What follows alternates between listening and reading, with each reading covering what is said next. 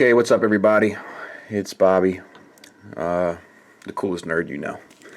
And today we're going to be talking about Mastermind Creations, which is a third-party company, as I'm sure you well know. They're Fortis. This is the box standard Mastermind packaging for their reformatted line, and it's pretty awesome.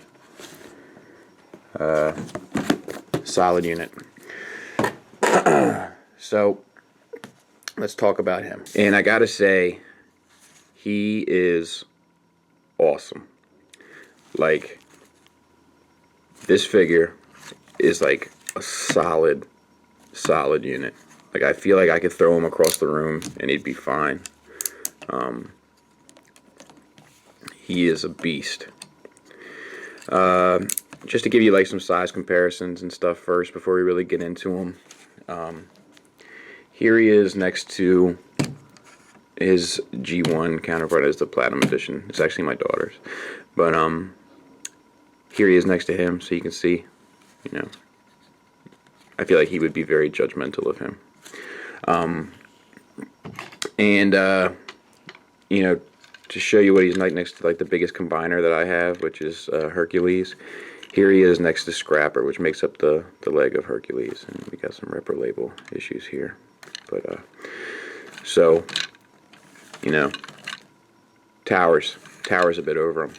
And when it comes to Transformers, I'm a Masterpiece collector.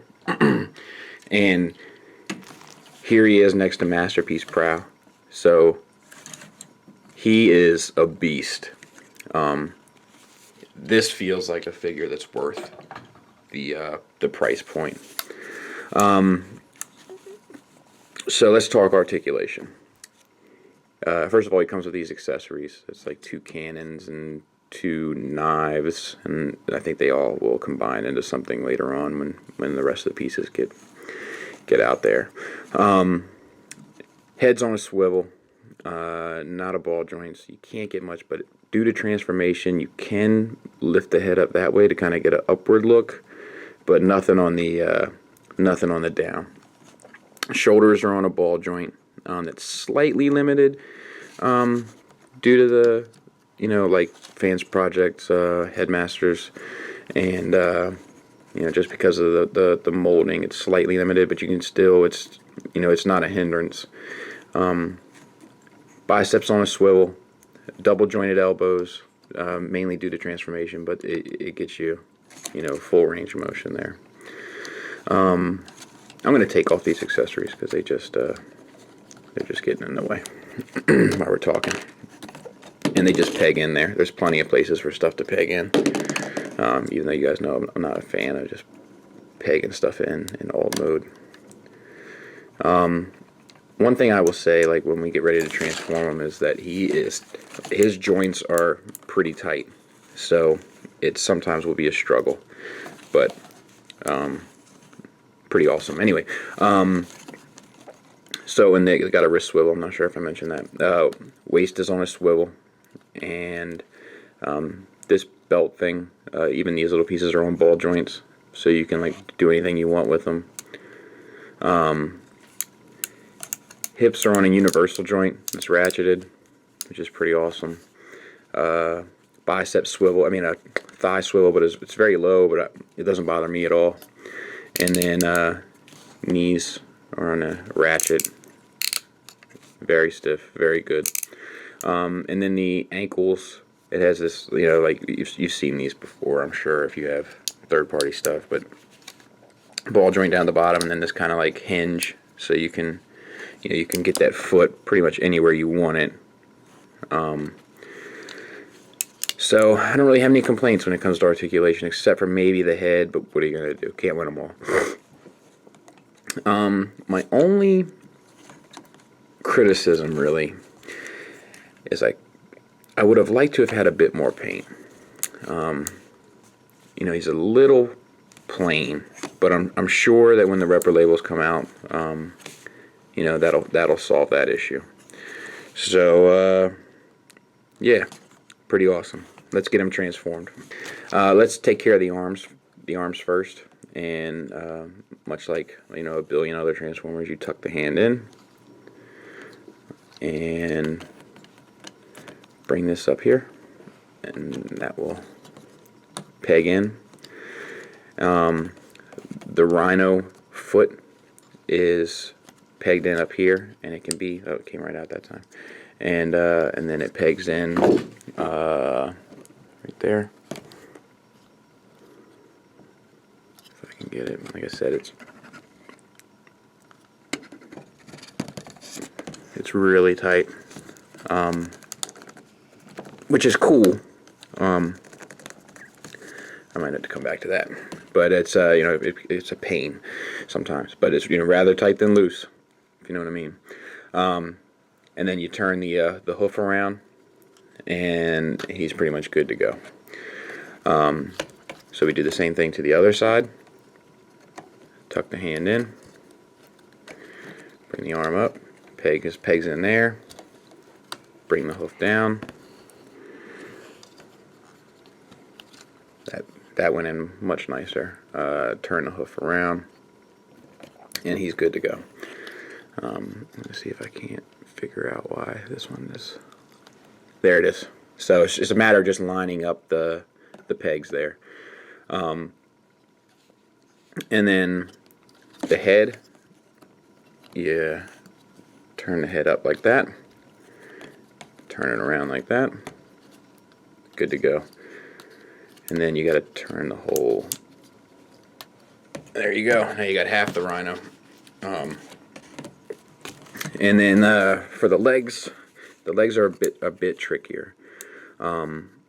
So what we're gonna do is we're gonna pull these out. These pieces here are on a tilt, and it's so tight that there's a ball joint that's in there that sometimes will pop out, but it's a matter of wiggling it loose. There you go. There, just like that. Perfect. And then same here.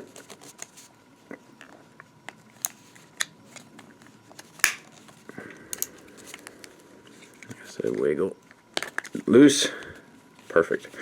And what that does is it allows you to turn these around, which gives you the clearance to open these up. Now, this is another tricky part. Okay, so I just wanted to drop the camera down a bit, but it's hard to explain. It's just like one of those things that you keep fiddling with until you get it, but you got to clear, with the foot, you got to clear this plastic bit here, bring it around, and then bring it up, and then it pegs in. Okay, and I'll try to show you again on the other side. So open, and then clear, and then swing around, peg in. Leave them open. They peg in the two large chunks, and that's the meat and potatoes of that part. And you collapse this up like 1,000 other transforming toys. This is a little tricky because this gets all kibbled up here. But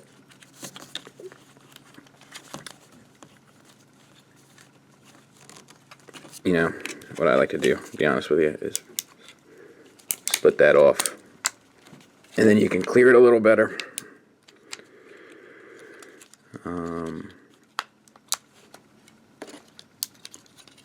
This thing is eating me alive right now.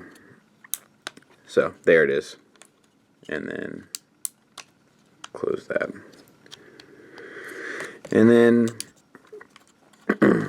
do the same to this side, and then line them up, peg them in, and open. Oh, good grief.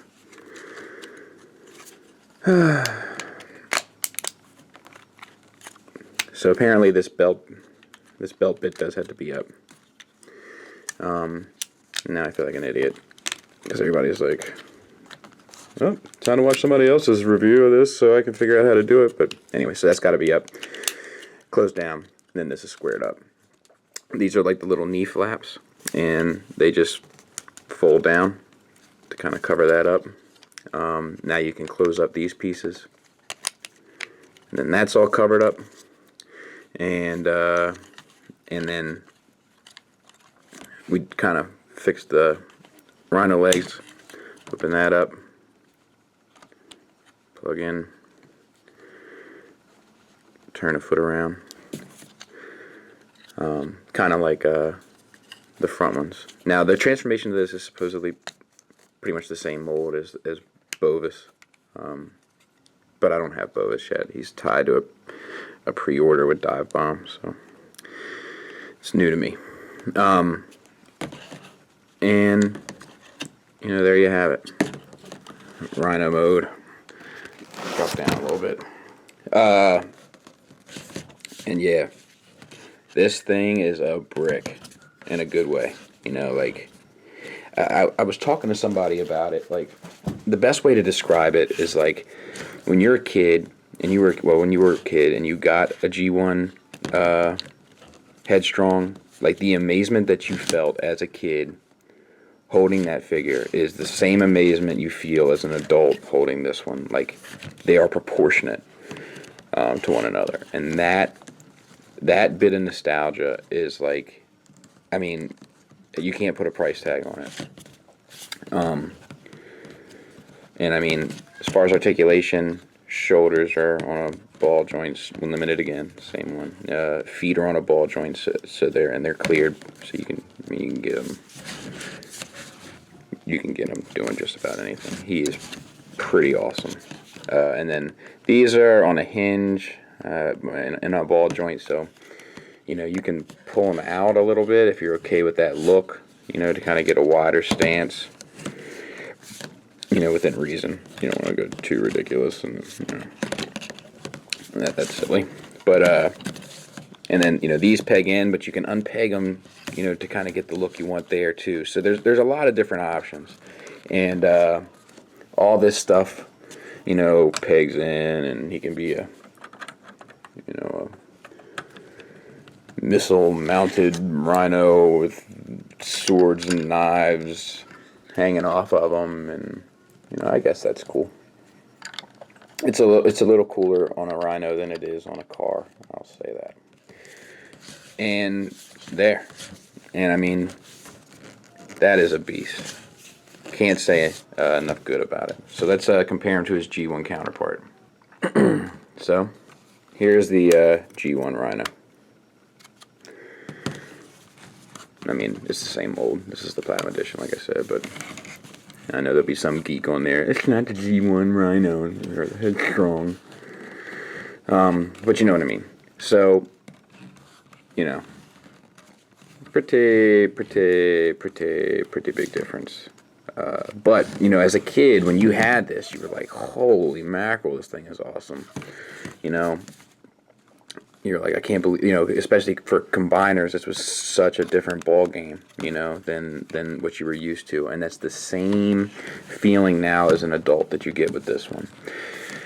So, I'm not going to go into the combine mode look, because, you know, we'll do that when we get all the pieces and we'll combine them up and see how he looks. But I did want to talk a bit about accessories. He comes with an instruction book that also has, and it's nice because it's like pictures as opposed to the black and white drawings, and then it has a comic on the other side, and the comic looks like it's going to reveal, you know, eventually their next combiner, and then it has a, you know, the whole team is coming, so it's pretty awesome. And one key thing for me, it comes with the foot, you know, and like when you pull this ball hinge like hook out and you see like what this thing is going to be able to do, you know, like it's going to be crazy. It makes me super excited. And then this hand, what I wanted to point out about this hand, each finger has a joint there, and then, you know, of course the bottom knuckle joint which is cool. So you can give him, like, you know, devil horns, you know what I mean?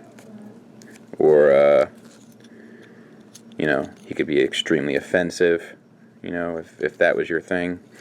But what they have done that I don't know if anyone else has in the third-party game, but they've given the thumb an extra joint, and that, to me, is awesome. I have been saying for years that all thumbs on big hands like this should come with that extra joint. So, beast mode, very beastly. And as far as the cannon foot thing, you know, it plugs in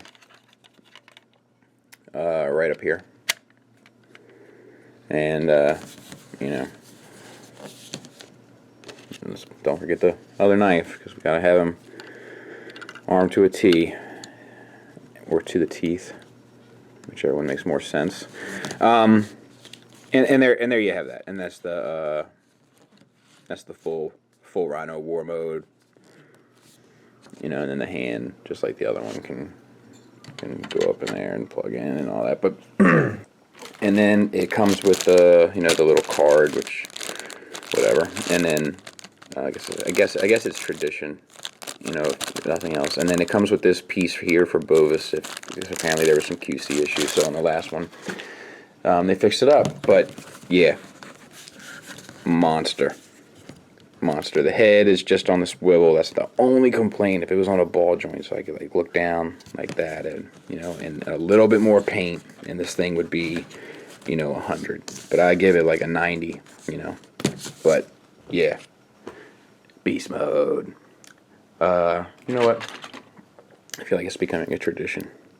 So let's have Daredevil riding off into the sunset a bit. Oh well. Thanks for listening. Thanks for watching. Till next time, take care.